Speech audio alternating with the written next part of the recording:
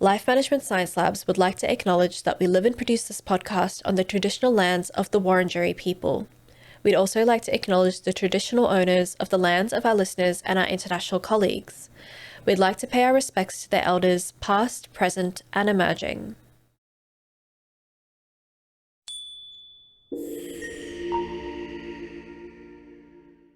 Hello and welcome to Self-Improvement Atlas, the personal science insight podcast produced by LMSL, the Life Management Science Labs. We are champions of life management science, providing structured insights informed by science and inspired by practice on key aspects of conscious living. Each week, we bring you scientific and practical insights on each element with the expert knowledge of professionals in the field. I'm your host, Aditi Kuti. Let's get on with the show.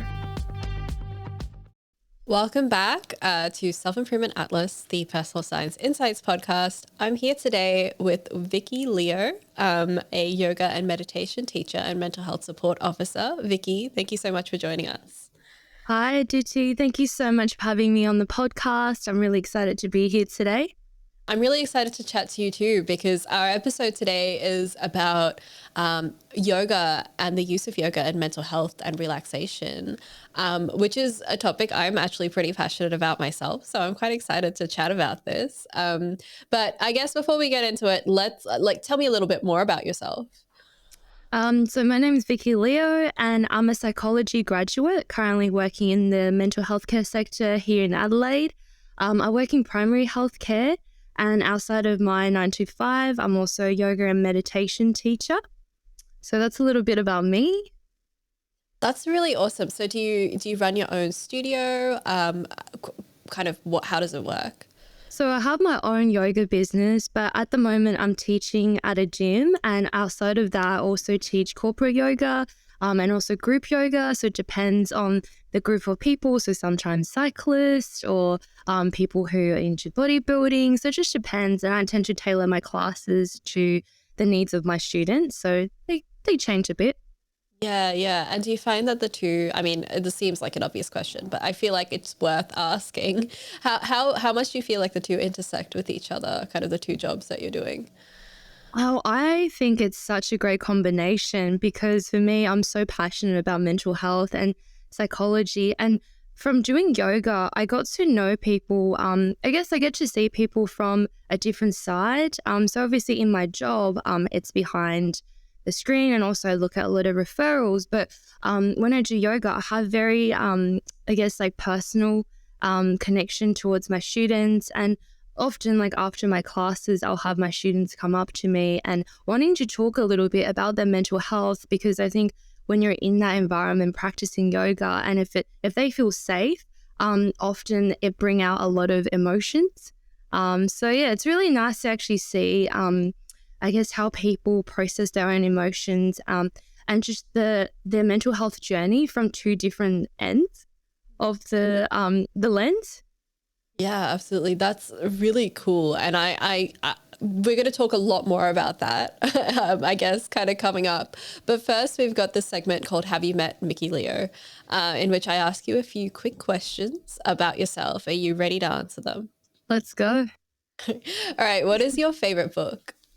I've got quite a few, but I definitely have a recent favorite, and it's called Blooming Bear by Morgan Richard Olivier.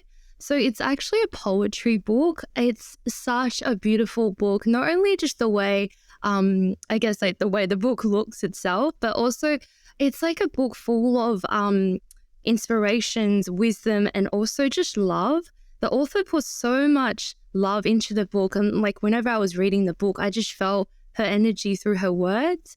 And honestly, I'll recommend this book to anyone who's going through a hard time, whether it's physically or mentally. It's such a great book to help you. For me, I think it helps you gain a lot more self-awareness and also just taking yourself out of your situation. It's such a relatable book. And from, reading what the author went through, even though she never gone into and talk about what's actually happened to her, but through her words, you can see the struggles she's had, but also how she overcomes her struggles. I would definitely recommend that book to anyone, especially young women. I think women in our age group, it's such a powerful and inspiring book. Yeah, for sure. That's a really beautiful recommendation. I think poetry has a way of kind of, you have so few words, so you have to be very intentional with each and every one of them. So you really Right. feel what they have to say. And I think poetry is such a gentle way of touching people. Instead of, I mean, I love reading self-help books and also like fictions as well, but sometimes the words in those categories are so strong. It's like, they're almost like trying to get you, you have to think this way or do this. If you're not doing that, it's not, the right way. Whereas poetry, it's so, like it's open to your own imagination and it's open for interpretation as well. So it depends on your personal experience. You can get a lot out of it, I think.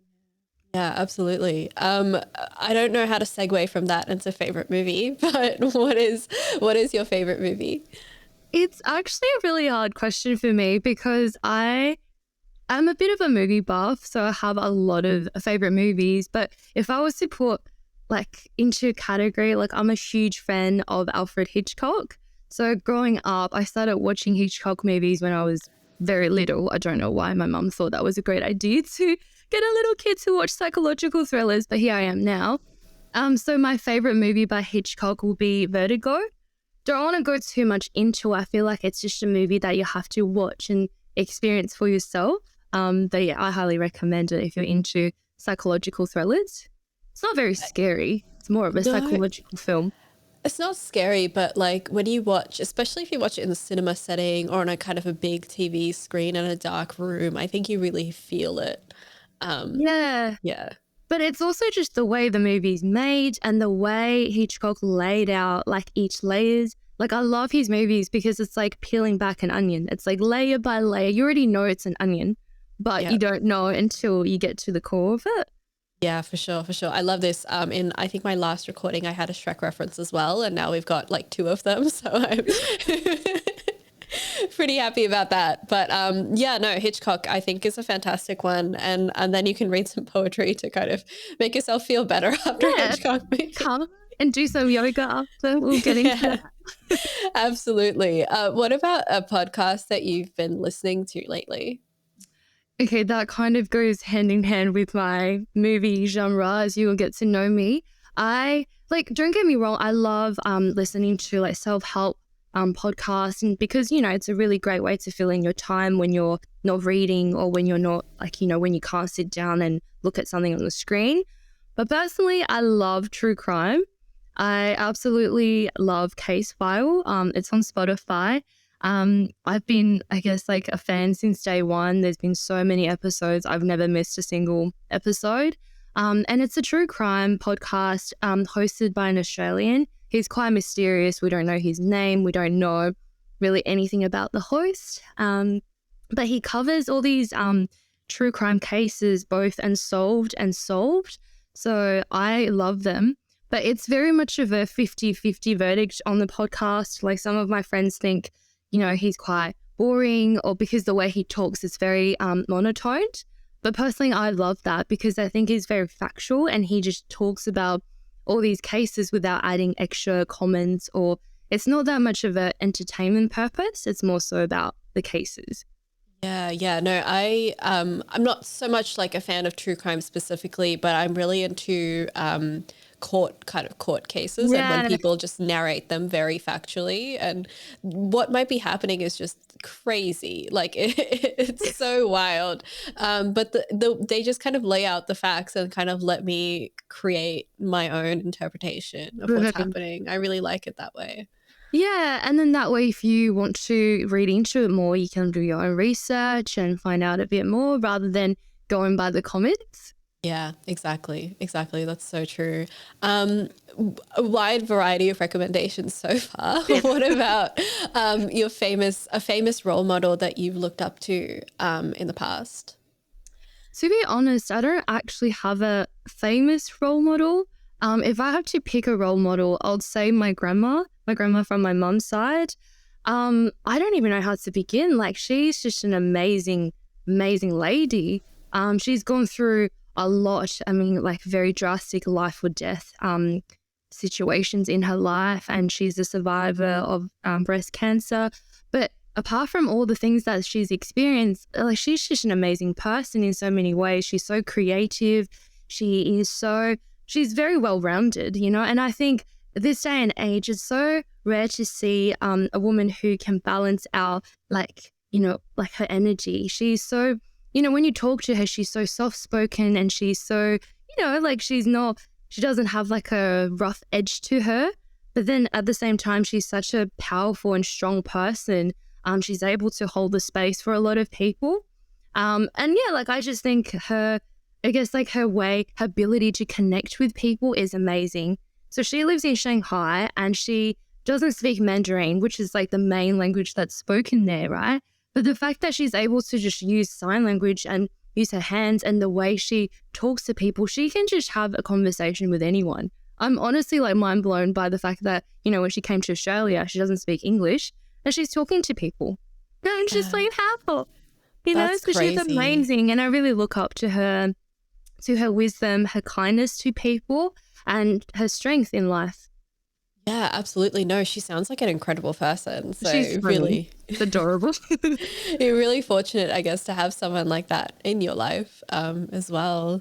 And what about the last course that you completed? Last course I completed, well, I'm a psychology graduate, so I finished my bachelor's degree in psychology. But also, as you mentioned, you're really interested in court. I did an exchange program in Netherlands in forensic psychology, and that was a course I really loved. So I did my study abroad, and I did that course over a winter semester, and that was just amazing. So different to what we do in Australia. Yeah, forensic psychology is, I feel like, almost a completely different field to like just 100%. regular psychology. It feels like a totally different universe. Yeah, for sure. Well, that brings us to the end of our segment. So we have gotten to know you, Vicky, and now we can move on to, I guess, the main topic of our show, which is yoga and the use of yoga in mental health and improving relaxation. I wanted to start off very broadly. Our show is about personal development. So I wanted to ask how you define personal development. What does it mean to you?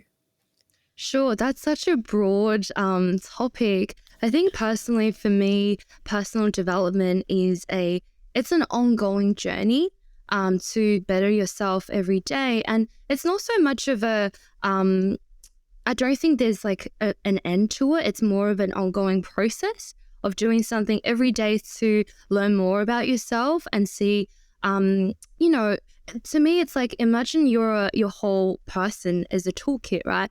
You already have all these tools in you. It's more so about learning how you can access the tools that you already have, and also what tools that you might be missing, how you can maybe get that tool in your toolkit and then use that for future situations. That's how I would see it in a like weird little way. Yeah, I think a toolkit is an interesting but very useful image to have in your head, I guess, when kind of thinking about how, because at the end of the day, like a lot of these things that we learn are essentially just tools to help us manage ourselves better. As opposed to, I think some people try to promote them as lifestyles, but it's kind of just finding a way that makes it work for you. Yeah, definitely. And in terms of personal development as well, it's more of I don't think it's a form of becoming just this end product. It's more so it's every day you're doing something. It's a daily progress, you know? And then for me, whether you're a spiritual person or not a spiritual person, but, you know, in terms of personal development, it helps you, I guess, get to have your true purpose in life, you know, whatever that may be. For everyone, it's different for everybody, right? Yeah, absolutely. Agreed. And what do you feel are the main challenges with personal development? Again, I think that's very different for everyone. I'll talk about maybe the main challenges that I felt in my journey of personal development. I think the number one challenge I felt was just the idea of what personal development is. So for so long, when I was younger, I think I was trying to fit into this model of what personal development looks like. You know, you always hear about self-love, self-care. You hear about, you know, you need to get up and go to the gym and stay fit, or, you know, do all these things. That's sort of like that broad model of what personal development looks like. And for so long, I didn't realize that it's actually a very personal journey, even though it's in the name, it's personal development. I didn't realize it was a personal journey. So I think a big challenge, maybe even for a lot of people my age, is that to understand what your fit of personal development looks like, rather than trying to fit into this broad idea of, how developed and how self-actualized that you really are. So yeah, it's understanding. So it's like increasing your self-awareness, knowing what you would like to work on, knowing which direction you're heading into. That's definitely, I think it's a challenge, but it's worth it, once you figure that out. It's so, I think it's like a light bulb moment. And then I guess like another challenge I've personally found is the consistency. So it's all and well when you have a motivation. I feel this is one thing, it's a prime example. On Mondays, when you go to the gym's usually packed on a Monday because everyone's like, I'm so ready to, start the week fresh. I'm going to do that. Or, New Year's, like January in general, people are just like, okay, I'm going to sign up and do this and do that. It's all good to have motivation, but at the end of the day, I think self-development comes with self-discipline. So you have to be consistent in wanting to achieve what you want to do in terms of your goals and actually taking baby steps to get there. It's not about taking this huge step of taking something life-changing or, I don't think, sometimes it does happen for people overnight, but for the majority of us, I don't think that happens overnight. So it's about being consistent in, achieving your goals. Yeah, absolutely. I think that ties into what you said earlier as well about personal development being a steady, constant journey and not necessarily an end goal. Like there's no destination to it. So if you're taking baby steps and whatever it is that you've decided you need in order to improve yourself, it kind of goes along with that. You can kind of keep improving. You're not kind of doing everything at once. And it also made me think about how you were talking earlier about self-help books and how like they can be useful sometimes, but they can be very like, here's how to do it, very rigid. And I feel like sometimes they promote whatever their idea is as like the way to develop yourself. And once you've done it, you are developed. And I think that's not the best way of looking at it. Yeah, like what you were saying before, I think that kind of brings me to like my third main challenge is being flexible. So, there's one thing about being so rigid in, what you think you should do or what's expected of you to be self-developed, whether you're someone who say, okay, I want to be fit. And then, people say, okay, well, first step is to eat healthy or lose weight and all that. But it might not be the same for you. Say you might start a personal development goal to say, okay, I want to achieve this by, a certain period of time, or at least to see a progress in that. But what happens when you reach that mark and you decide, actually, I've decided I want to work on something else now, and I don't really see myself going down this path. What do you do then? It's like being able to have that mental flexibility in yourself to say, okay, well, I've actually taken multiple baby steps to get here, but now I've decided I want to work on something else. So it's the ability to switch and say, okay, well, it's not, I've done my part now, moving on to something else, rather than saying, okay, it's taken me so long to get here, I better stick to it.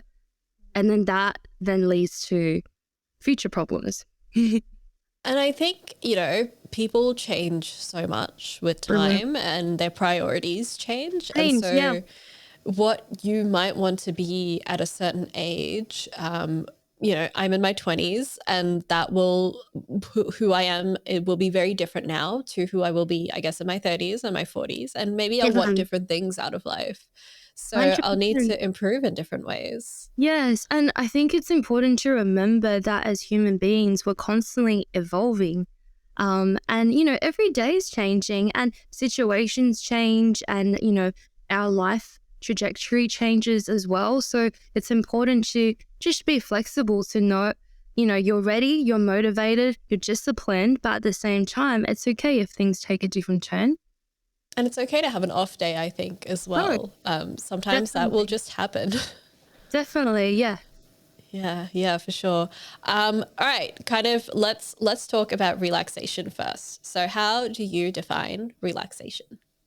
Well, literally just to carry on from what you were saying about when you have an off day to just stop. So to me, relaxation is a state of our natural being. So when you, for example, when you look at a baby, like a newborn baby or a little toddler, obviously when they are mentally stimulated, when there's a toy in front of them or when there's people, adults making funny noises towards them, they act towards that. But when they're just there, they're staring to the ceiling. They're so content. They're not jumping up and down like full of excitement and being over the top happy. They're just being there. And that's definitely a state of relaxation. And it's actually our natural state of being. And I think a lot of the times we forget what it's like to come back to our natural state. So I guess like for me to describe relaxation is like a state of calmness, and then it's also free from stress, anxiety, and just in terms of like it's free from all your running thoughts. You're just being there. You're just existing. You're content just existing. You're not dwelling on your past. You're not thinking ahead of what you're going to do next minute or next day. You're just being there. And a lot of the times I feel like people even forget, because we're so, depending on where you came from and your background or your upbringing, a lot of the times, myself included, you've been in a survival mode for so long that you forget what it's like to be relaxed. And then we get this like false sense of relaxation based on, I guess, like at the moment, there's a huge push for self-care and self-love. So whenever people say, if you were to ask someone, what does relaxing look to you? It will be, oh, I'm in a bathtub, I've got a glass of wine or something. Like, it's very much of a, on paper, what relaxing looks like, but it could be so different to anyone. Someone could be lying on the grass outside in the sun feeling relaxed, and someone could be curling, like literally curling in fetus position on the couch, and that's their way of relaxing. So yeah, I think it's very, very different and personal to everybody. Yeah, absolutely. Would you classify stuff like, I don't know, hanging out with friends as well as like relaxation, or would you say that it's kind of more of an activity? Well, I think it depends on what you mean by hanging out. So say if you're dancing or you're drinking, or because that's a lot of external like stimulant to your mind and your body. I would not class that as relaxation, because again, like referring back to the baby, right? Like, is that, babies don't do that. They're jumping up and down, or they're laughing or crying when they're drinking milk or something. So that's because they've been given extra stimulants to their body. So I think, say, if you're just having a really nice conversation with a friend and you're just talking and you're sort of vibing off each other and talking, and, you don't feel your heart rate going up and you don't feel like, oh, I'm anxious thinking about what she might think or he might think of me, in that moment, I would say that is a form of relaxation. Or if you're just hanging out with a friend, listening to music together, or just sitting and being on the beach, that's definitely a form of relaxation. Yeah, absolutely. I think I guess the stimulation in that case is kind of where it counts. Like, how is your body feeling in that moment is kind of a big part of what forms that state. Definitely. Yeah. How do you feel that relaxation refers to personal development? Well, relaxation plays a huge role in personal development. Again, like I was saying before, having an off day, it's like being able to stop, whether it's in the middle of your day or at the end of your day. It's like, use an example, like going to the gym. People who are gym junkies love training, and some people will train, 5 or 6 days a week, but you really ever really hear someone who's a professional bodybuilder to say they will train 7 days a week. They'll always have a day as a rest day, right? And that's the same thing is, having that pause and just stopping. It's allowing your body to process what's happened and allowing yourself to actually progress from what you've been working on. So I think it's absolutely important for personal development, and having relaxation, added into your daily life, it can help you reduce stress, anxiety, or just increase your emotional awareness within yourself, and also being able to process things a lot better with more of a clear mind. So yeah, it's critical. Yeah, no, I definitely, and it reminds me of something you said earlier about how we don't value relaxation enough as a society. Like we don't fully understand what it is. And I think we tend to kind of prioritize work and romanticize work and glorify Yeah, work we and do. that culture a lot. And The whole sometimes, hustle culture, isn't it? yeah, exactly. Yeah. And we tend to sometimes it kind of prioritize that. Like relaxation is a kind of a sometimes phrase as a necessary means to making all of that work better. But I think Of it kind course. of needs to work the other way around. I think we need to think of relaxation as kind of the priority instead of hustling, I guess, the rest of the time. Well, the thing is, I think I like to break it down in maybe two different segments. So one thing, we were talking about the hustle culture.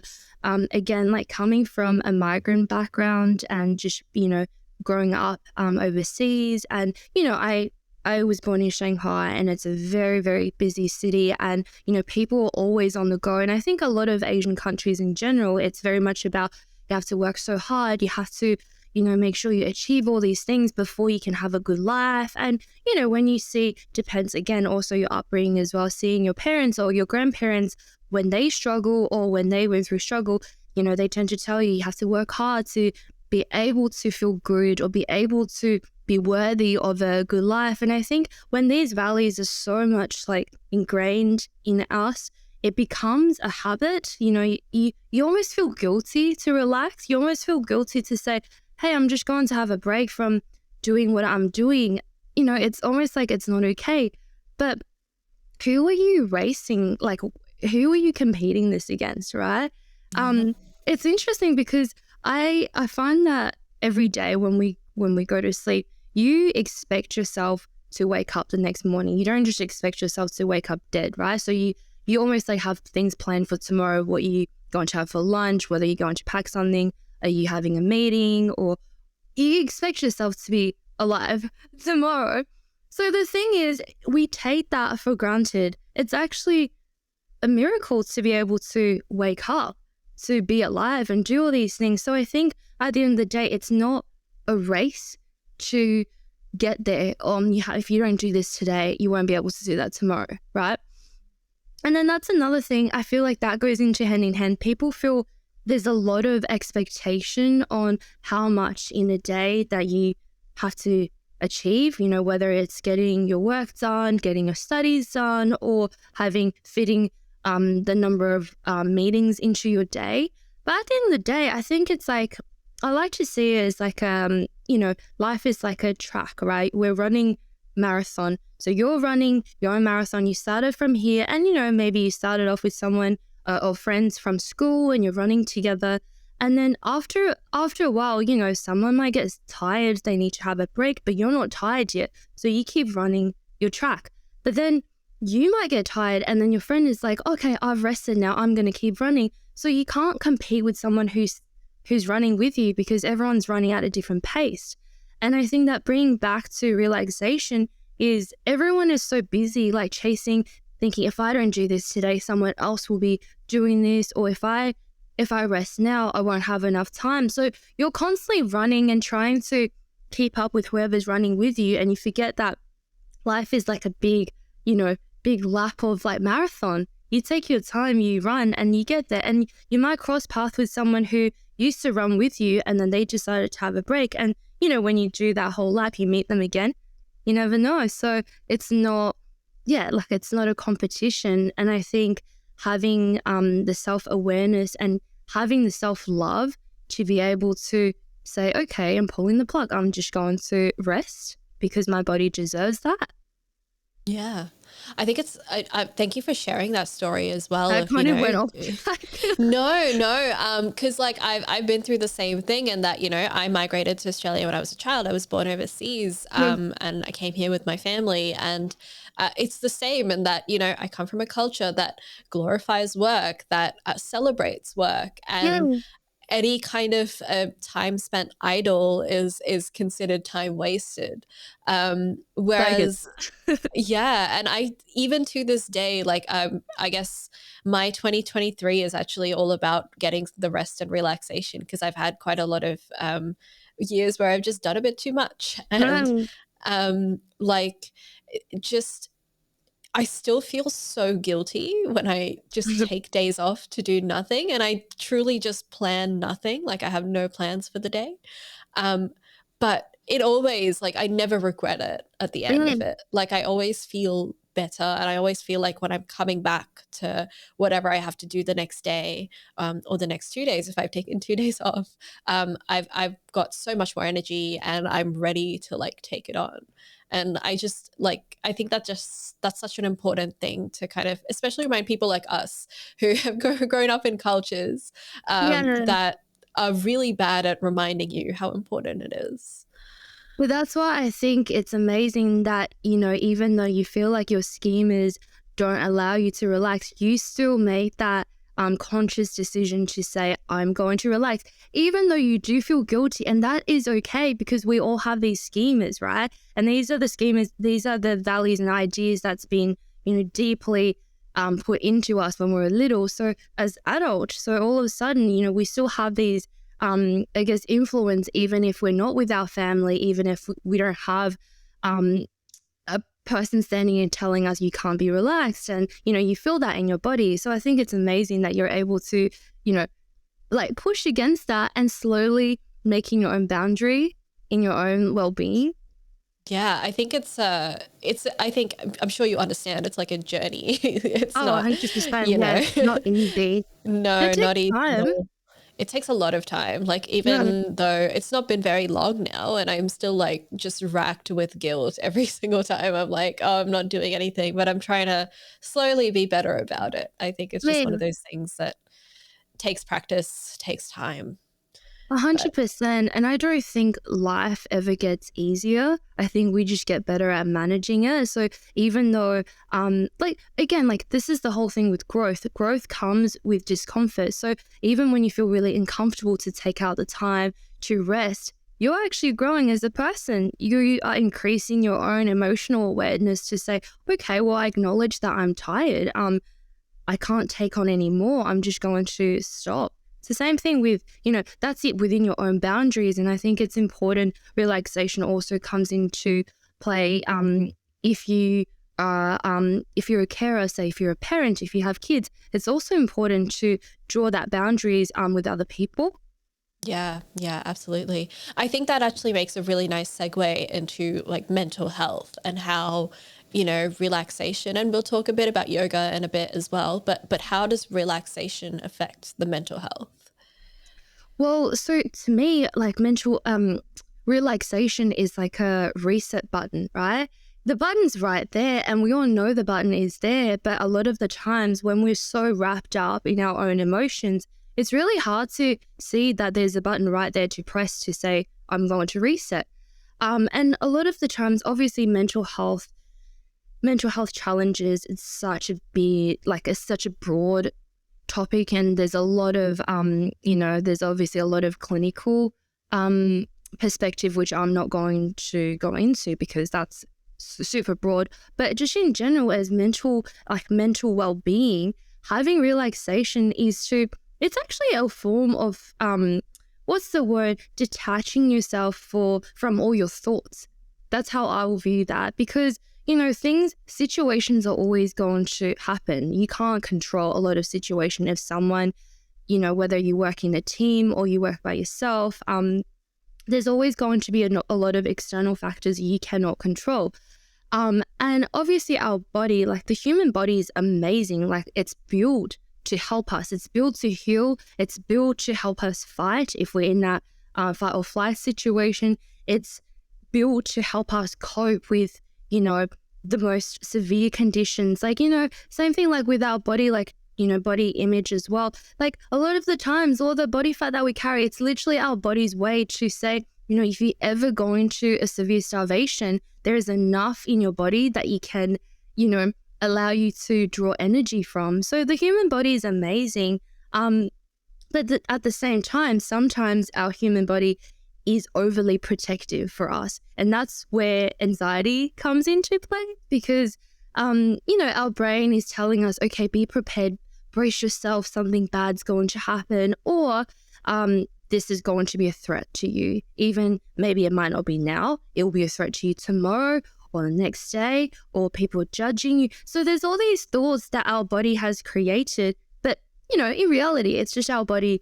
It's our body's way to protect us and to, make sure we're okay. But sometimes it's a little bit overbearing. It's like a helicopter parent, like our body's doing that. So being able to relax is, it's a conscious decision. It's a conscious decision to say, okay, body, I acknowledge you. I acknowledge that you are doing what you can and you're doing what you know for me. But at the same time, what you're doing right now isn't working, and I could really take a break from that. And it's a decision to detach yourself from these thoughts because you can return to these thoughts anytime. Your body's always going to be there to catch you when you fall. It's more of a taking this mental awareness to say, I'm separating my how I feel, like the sensations in my body, away from my thoughts. And by having for me, I think having daily relaxation can 100% increase your mental well-being. And obviously there's a lot of more severe mental health challenges that you may need to seek professional help. But as an individual, there are a lot of things we can do to increase our mental health. Yeah, absolutely. I think one of my favorite things that one of my favorite ways I heard someone describe anxiety was a fight or flight response that's just working a little too hard. Yep. Essentially, like it's just doing a bit too much. And I think sometimes it's our brains are so powerful, and it's very easy for us to get stuck in when we're anxious, when we're depressed, No. and when we're not kind of fully mentally healthy. They're just so good at kind of derailing, I guess, the things that you feel you need to do for that day. I guess that kind of like my next kind of question with that is, for people who do have, anxiety and depression, which unfortunately is quite prominent, I think, nowadays, or people are getting diagnosed a lot more frequently. Um, how do they detach themselves from their body, from their brain, and embrace that relaxation and get into that state? Well, that's when yoga can be super beneficial. Um, yeah, so I guess like I don't know if you want to kind of delve into a little bit of background of yoga or how Yeah, that might absolutely. connect. Let's have it. Let's define yoga. What is yoga? Tell us It's like, everything. well, okay, I'm not a yoga guru, so I'm not going to go into all the, history and philosophy of yoga because I feel like there's a lot more for me to learn to be able to be an expert in this field. But like I said, I think with yoga itself, it's a mindfulness practice, right? And yoga is so versatile in a way. So some people might do yoga as a form of physical exercise because, you always hear people say doing power yoga, strong flow helps you lose weight. And, I think in a way, personally, I think it's being marketed in a fitness aspect. But to me, like coming back, like with yoga, it's more of a bring the journey back internally. It's an inward journey, right? So with yoga, there's so many different ways you can practice it, and there's so many different ways to utilize yoga to help you strengthen your mental health, like what you're saying for people with anxiety or depression. Obviously, there's a lot more issues that we need to work through, but just as a tool, again, adding a tool into your toolkit is to be mindful in your own existence. It sounds a little bit abstract, but it's more so, just even in the way we breathe, even in the way, say if you're practicing yoga on a yoga mat, the way your fingers and your toes touch your mat, it's that physical sensation. If you're a sensory person, feeling that sensation and also being so mindful of what's going on. So I like to say it's almost like you're doing a mental scan. So imagine, people do like an X-ray scan, but it's like a mental scan. You're scanning from the crown of your head, scanning all the way down. Okay, scanning your head, what's going on? Are you feeling overwhelmed? Do you have a million thoughts running around? How are you feeling in your face? Are you frowning? Are you, is your mouth like tightened? Is your mouth feeling really dry? Or how's your throat feeling? How's your chest? And I think yoga is such a nurturing tool for people to explore their own elements, to explore what they feel. It's very different. Some people, like I've seen a lot of my students, some people are so powerful when they're practicing yoga. It's almost like they're releasing all their frustrations through yoga. And some people going to my class are super zen and they're super, it's just their time to relax. It's their time to be non-judgmental, to just put a pause on their day. So yoga it's very, very different for everybody. And I think you can give or take. There's a lot of things you can get out of doing yoga. And just to go back to your question as well, how I guess like stringing like yoga with relaxation and mental health. So I find, if you were to say to someone, oh, why don't you just relax? And I don't know, as a female, when someone tells you, oh, just calm down, just relax, like you feel your blood boiling, right? You're like, what do you mean? Don't tell me to calm down. I think a lot of girls can probably relate to that when someone, especially a guy, tells you to calm down. And you're like, so it's the same thing when someone is super anxious or someone who have major depression. You tell them, why don't you just relax? And why don't you just feel happy? Just chill. That imagine like hearing that, and also just having that expectation on someone to say, I just have to relax. How do we do that? You can't just tell someone to do that. So for me, I think yoga can be a nice little bridging tool. So going from, having your state of being anxious, state of being depressed, or just state of chaos, right? Going through this bridge through yoga, obviously there's so many other ways you can do, it's music or physical exercise. There's a lot of things people can do, but yoga is just one of the tools, one of the bridges you can use to cross that and then coming down into a state of relaxation. That's how I'll describe that. Yeah, no, I really I first of all love the term state of chaos. I'm going to be using that as a descriptor for most of my life, I think. I guess kind of using that to kind of help you move into a state that kind of makes sense. Something I really like when you said was doing that mental scan through your body and kind of figuring out, when you're kind of going through it, so to speak, where in your body are you holding kind of all of that stress and all of that tension. I feel like it really helps connect what's happening in your head to what's happening in your body in a way that I think we don't realize or is not immediately obvious to most people. Yeah. I really like that. Thank you. I'm glad. And also, we always throw around the word emotion, right? Like we say, oh, I'm feeling all these emotions. And even you was just saying before, we don't realize what emotions we're holding in our body or the tension we're holding. But really, like emotion, this is not from me. I've obviously read that from somewhere and I just can't remember who's this brilliant person for saying that. But this person said that emotions, it's just energy in motion. So basically, we have all these energies in our body, whether it's this certain burst of energy where we feel like we want to go out and achieve all these things and, get our day started, or this energy of feeling lethargic or I'm a bit slow today, I'm not feeling great, I'm just not having, I'm having an off day like what you said before. So there's so many different types of energies. And I think a lot of the times, especially now in a society where we really prioritize and focus so much on mental well-being or feeling happy and being well and being all positive. And I think that puts such an emphasis on basically saying all the other energies that we feel is bad, right? Like if you're not feeling happy, if you're not feeling calm, you must be depressed, you must be so anxious, you must be, again, in the state of chaos. But at the same time, I think we forget, like as human beings, like all these energies we feel, it's so normal. Like this is all part of being a human. And so I don't like to class, a certain type of energy is good or bad. So with yoga, a lot of that will come out. So for example, we'll get a bit more into it because there are different types of yoga and I teach 3 different styles as well.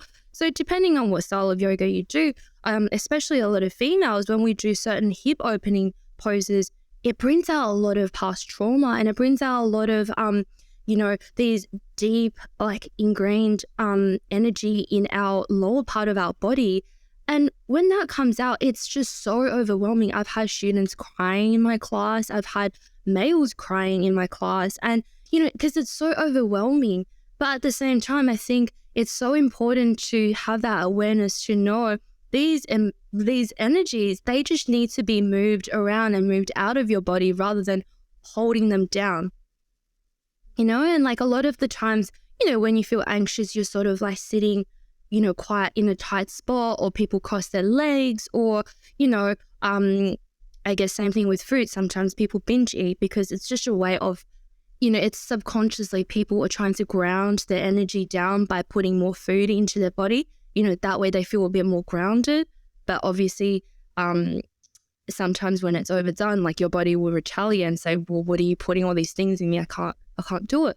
So it's about like moving that energy out of your body. So doing yoga like that, so it's just such a helpful way for people to recognize how you're feeling in your body, where it is in your body, how you can work with your body to become one with yourself. Yeah, for sure. I guess I would love to kind of go in and talk about the 3 styles of yoga that but in the interest of time, I might kind of move on into I guess a practice / habit experiment debrief, in which we can kind of get people started, I guess, in the process and getting into the practice of yoga. So Vicky, what is a practice that you have done yourself or you would like to recommend to people to either maximize their yoga routine or begin a yoga routine, or just in general improve the way that they relax? Sure. It's hard because I want to say there's 2 I really want to say, but I guess for the sake of timing as well, we'll just focus on one. Initially I wanted to say meditation, but again, meditation itself, it's such a big word and a lot of people feel overwhelmed because they don't know how to do it. So for me, I would like to say journaling. And I know journaling's been talked about by a lot of people, and every time when people say self-love, you can think of someone taking out a journal, dear diary, writing all that. But I actually think journaling, mindfully journaling, is actually a form of meditation, because even though you have your eyes closed, you're not sitting there having your hands in a mudra, it's actually a way of meditating. So the way I see it, in terms of a practice you can do, it's not about writing in the fancy way of saying, oh my gosh, like this is the day, this has all happened. It's about being mindful of the words that you're putting down, the energy that you're unleashing, and, actually noticing what's happening in your body and how your brain chemicals like being altered while you're writing things down. Because journaling comes in so many different forms. It doesn't have to be writing something down. It doesn't have to be, some people can journal on their phone by typing into their note apps, or some people like to write like the old school way. And I'll actually introduce another way. I think it's another way of journaling that, it's easier to practice if people are a bit more of a visual, or if they're a bit more on the go, you can either use your phone to do a voice recording. So it's almost like what we're doing in a podcast, but just having a conversation with yourself. When I say journaling, to me, like this is the way I personally practice, is having a honest conversation with myself. Generally say, like, imagine you're talking to a friend or someone that you can really trust, what would you say to someone about the situation that you went through today, or just how you feel today? Having that conversation, and I think it's so powerful when you can hear it in your own voice. So if you choose to record it on your phone, or even if you have a laptop on your phone, using your webcam and just film a little video, just make sure it's safe, no one's going to access that. You don't have to, it's not about uploading that to social media or anything like that. It's just for you to keep track of your own journey. And I think it's so powerful when you can hear it in your own voice. Like, even if you're crying, even if you're shaking, even if you're really, really struggling, and being able to just voice yourself and being able to really record your current state that you are in, it is such a powerful way, but also it helps you let go of a lot of these tension that you're holding on to. It sounds really silly, like talking to yourself or having a conversation with yourself, but it is so therapeutic. And I would very much recommend people to do that. And also in terms of like linking that in with yoga, how can you go practice yoga on the mat, doing all these poses when your mind is a mess, when your whole brain is just about to explode? By doing yoga or any form of exercise or any form of feel good activities, that's just a distraction. Like, it doesn't get you anywhere. If you're feeling so overwhelmed, go into yoga. You might feel a little bit more relaxed afterwards, but I don't think you're going to walk out feeling like I'm a new person. Yeah, for sure. So I think this is more of the pre-work that you have to do before actually doing yoga. And to me, I think it's also a form of respect you can have for yourself and your time, because if you're choosing to put time into doing yoga, you're putting time aside to exercise, you want to respect yourself for that time that you put into. You're not using that time as a buffer to just get from, oh, I'm feeling so bad right now, if I do this, time will pass, I'll feel better.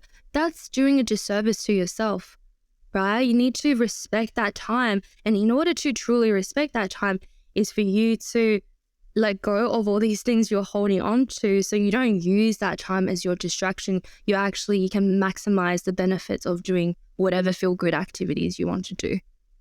Yeah, absolutely. I love the idea of, I know some people, it might immediately sound weird to some people, but as someone who is frequently sending voice notes to people, I often find that voicing my thoughts out can be, and I think there's benefits to both. I think I'm a handwritten journal person as well, but I think there's benefits to both in that, when you're speaking, it's kind of what's in your head. It's going directly out into, through your mouth. And yeah, you're kind of just letting everything out that's kind of in your head. I really like it I have to do a lot of writing and that kind of thing for work. So if I'm trying to figure out how to go about it, I will often just like voice note myself and just brainstorm out loud, because I find that easier than brainstorming kind of in my head. And that's very different, I suppose, to relaxation and meditation, but I think it's a similar sort of vein in that, like,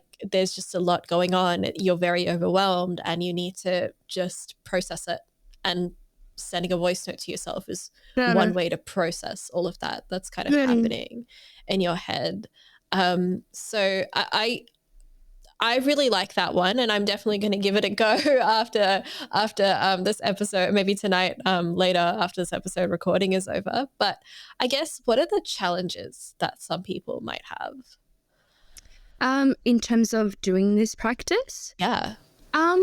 Well, I think there are definitely quite a few challenges. One is how to actually get comfortable with doing that, because even you said, to some people straight off the bat, they will think this is so stupid, like, why would I do that? Or our little Gen Zs would think this is so cringy, why is this happening? There's all these cringe or whatever, people will put a label on this act of helping yourself, because it does sound silly. And the thing is, I think the hardest part is to get past that judgment you have for yourself to begin with, because it's so much judgment for you to even say something out loud. A lot of the times, whether we feel a sense of guilt or a sense of shame, it's really hard to say these things out loud. Even writing down as well. I for me, I do a combination of the two, like actually writing with a pen in a notebook and, doing sound recording. Sometimes, you might think you're very honest with yourself, but when it comes to writing something out, you feel like, oh my gosh, like I can't do this. So it's the first step of actually getting past this judgment for yourself.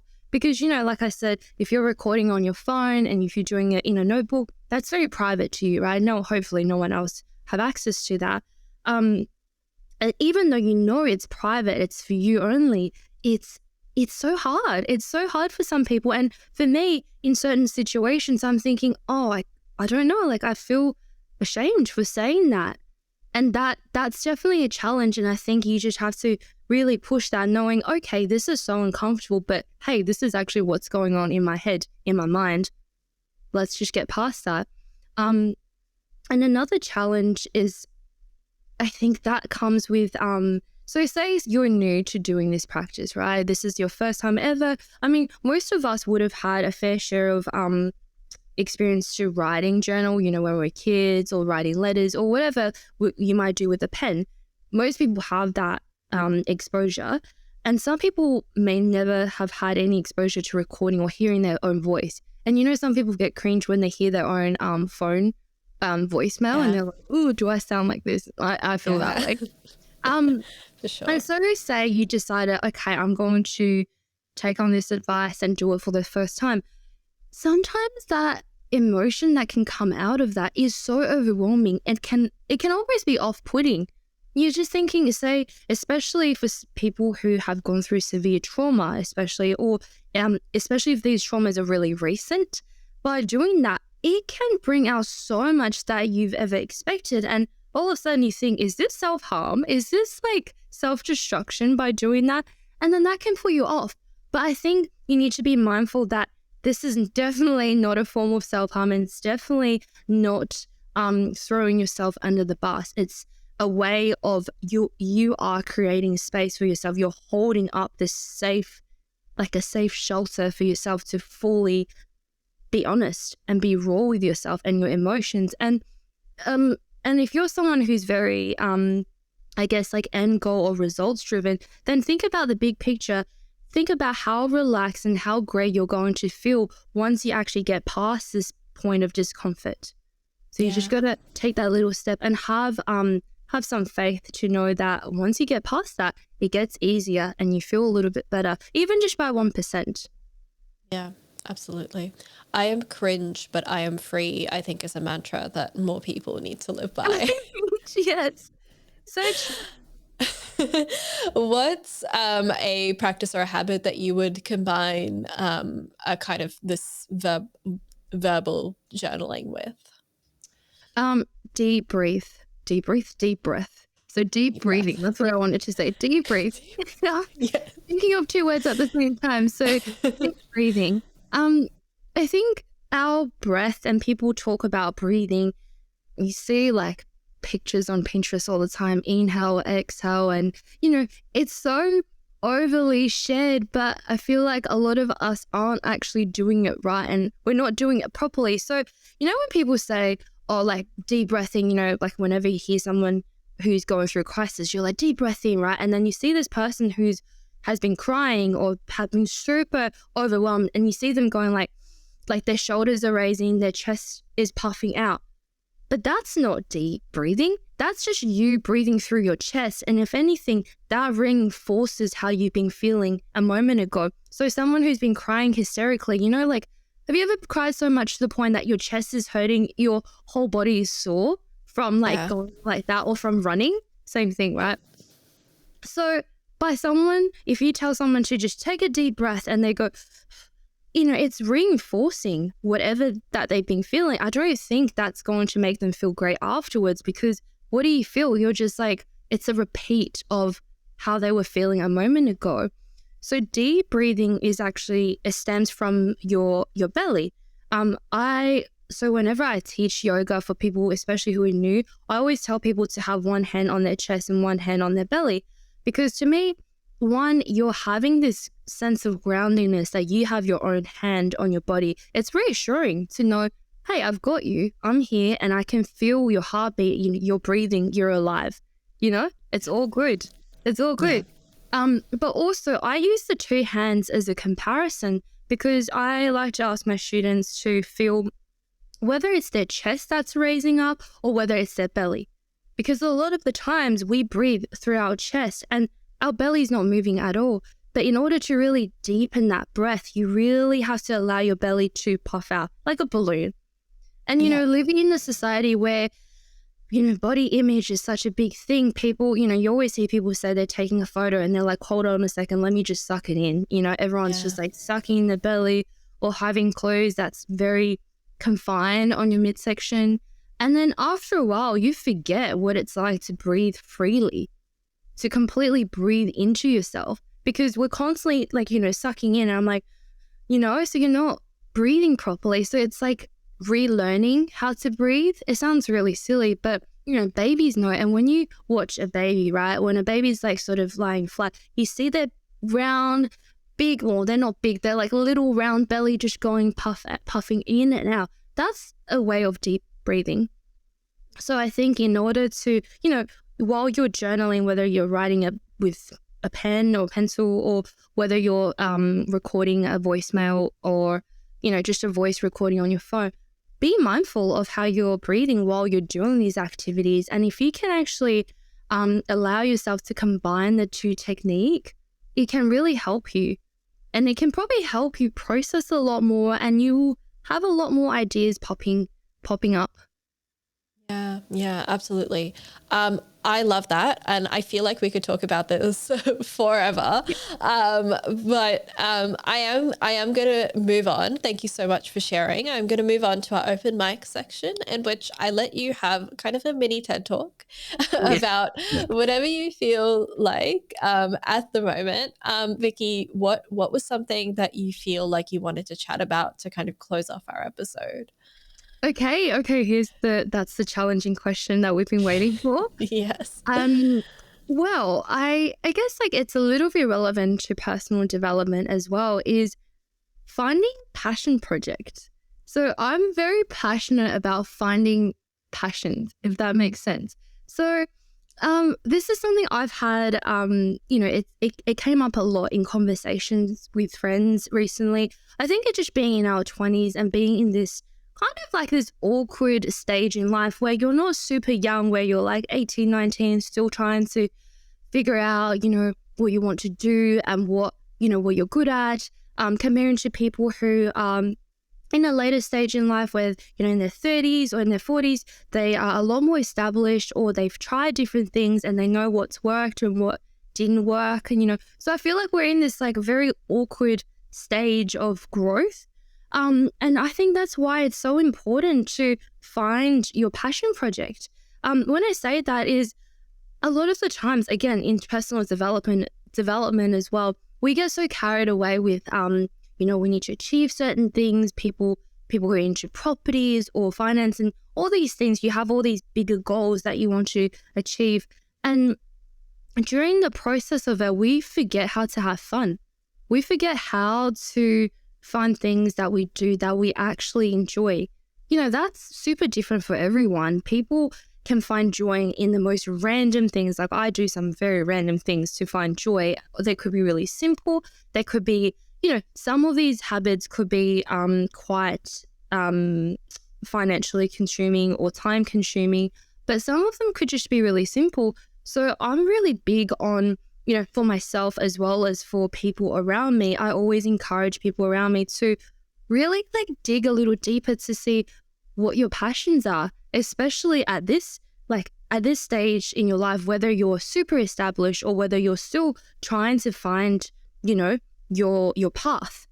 But it's never, you should always have the time to have passion. So for me, I'm this person that every year I will try heaps of different activities to find where my passions are, because I know obviously like with psychology, I'm very passionate about the human mind and I love doing yoga. So I have quite a few established passions, but at the same time, I'm constantly thinking, what else am I passionate about? What else can I have fun in doing? It's not about like the achievement of being an entrepreneur or being an expert in a certain field. It's just about having fun. So, whenever I meet someone, I always ask them, what are you passionate about? What do you do for fun?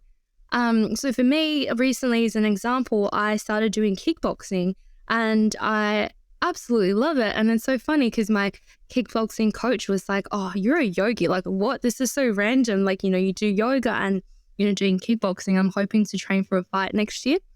And it's just one of these things. I'm like, I'm really having fun doing that. And then, next month I'll start learning belly dancing soon. Again, it's something just for fun. And I think it's so important for everyone to have a passion project. You don't have to have a lot of hobbies. You don't have to have a lot of passion because, again, it can be expensive and it can be very time consuming. But I don't know, do yourself a favor to, even if you can't do it every month, maybe every 6 months, try something. Find a passion. And even if it's like the passion's only within a short period of time and you lose an interest afterwards, so be it. That's fine. Try something else. So that's something I would like to, I guess, like advocate and really motivate others to do that as well. So you don't just go into a stale of being thinking, this is my life now. What more can this get? Or there's no more excitement in life or, anything like that. So. No, I so agree. I'm very much with you there. I feel like sometimes we get so focused. I mean, again, we were talking about it, being career driven or having, being really good at something that we kind of sometimes forget that, at least in my experience, life is just much more fulfilling when you are more well-rounded and your interests and your passions are kind of well-rounded. You have many of them and you pursue them when you want to, just for the fun of it and just for the fun of learning. So yeah, no, I totally agree. I'm with you there. I feel like nothing you've said so far this episode has been caught me off guard. I've been in complete agreement with you the entire time. So that's been great. Yeah. Well, it's just one thing. I feel like it's like connecting with your own like soul elements. It's like what your soul is longing for, what you're aching for, connect with that. And even if that takes a little bit to, find that connection, it's like that connection you have in yourself. It takes a little bit of exploring and, testing it out.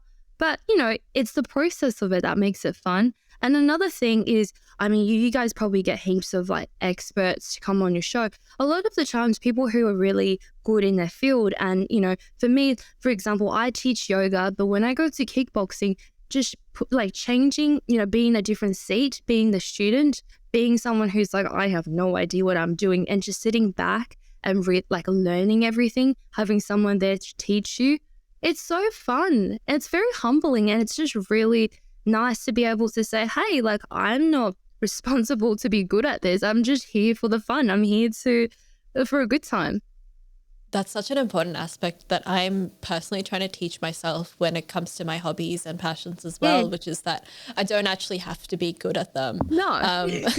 Because I'm naturally a perfectionist and I have to be like absolutely perfect at everything I do. But I've slowly been kind of trying to teach myself to be just satisfied with the act of doing as opposed to the achievement of completing or doing well. Definitely. And I think it's part of, again, relaxation is kind of switching away from having to stimulate your brain and just doing something that makes you feel at peace. Yeah. Makes you feel at peace, make you feel this natural sense of joy.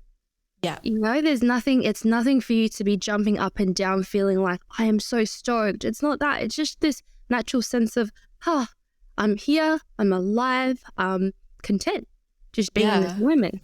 Yeah, absolutely. Well, that's we've had such a wonderful conversation so far, and I'm sorry that we have to bring it to an end at the moment. Thank you for making this so easy for me. It's so easy to talk to. I try my best, but I guess if any of our audience does want to talk to you further, where can they find you? I will link my LinkedIn and also my email as well. I'm actually not on any social media at all. I'm one of those people. I don't know. I haven't had social media for a long time, but yeah, I'm on LinkedIn and email, so you can always contact me that way. Absolutely. Well, we'll put the links to all of that in our show notes so people can get in contact with you that way as well. But thank you so much for joining me today. I've genuinely really enjoyed our conversation. Oh, thank you so much for having me. And I really love chatting with you. It's been really fun. Have a lovely rest of your day. Thank you, you too. Nice to meet you. You've been listening to Self-Improvement Atlas, the personal science insights podcast produced by LMSL, the Life Management Science Labs. For more episodes like this from 10 different life management perspectives, search LMSL on YouTube, Apple Podcasts, Google Podcasts, and Spotify, or wherever you get your podcasts, so you can get updated on everything we have to offer. We have a wide range of topics readily available for you to check out. If you enjoyed this episode, please consider rating our show, sharing it, and subscribing to our channel, as it helps us grow and bring you more quality resources. More of our work can also be found on our website at pe.lmsl.net, where you can join our movement. I'm Aditi Kutty. Thanks for tuning in.